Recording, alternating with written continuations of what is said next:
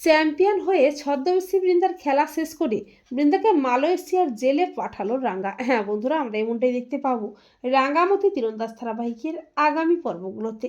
রাঙ্গা Malaysia যায় Asian contest খেলার জন্য, আর বৃন্দাও মালয়েশিয়া যায় রাঙ্গাকে শেষ করতে। বৃন্দা একজন কন্টেস্টারের ছদ্মবেশ নেয়, বৃন্দাকে চিনতে পারে না রাঙ্গা।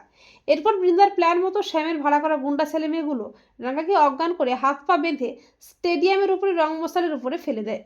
রাঙাকে কোথাও না দেখতে পেয়ে একলব্য কোচ স্যার সংগ্রাম তন্ন তন্ন করে খুঁজতে থাকে, কিন্তু কোথাও খুঁজে পায় না।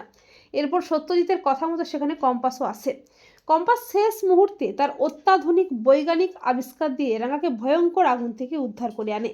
এরপর শুরু হয় এশিয়ান কন্টেস্ট। রাঙা তার হাতের অসহ্য ব্যথা ও যন্ত্রণা নিয়ে শেষ মুহূর্তে চ্যাম্পিয়ন হয়ে মেডেল জিতে নেয়।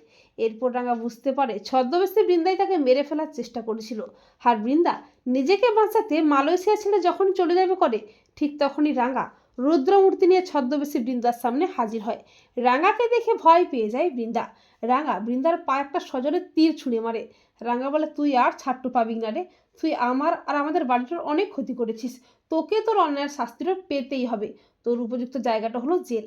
এরপর মালয়েশিয়ার পুলিশ টিম বৃন্দাকে অ্যারেস্ট করে ঘাড় ধরে টানতে টানতে থানায় নিয়ে যায়। তো বন্ধুরা, তোমরাও এটাই চাও তো যে চ্যাম্পিয়ন হয়ে ছদ্মবেশী বৃন্দার খেলা শেষ করে ছদ্মবেশী বৃন্দাকে যেন মালয়েশিয়ার জেলে পাঠায় রাঙা?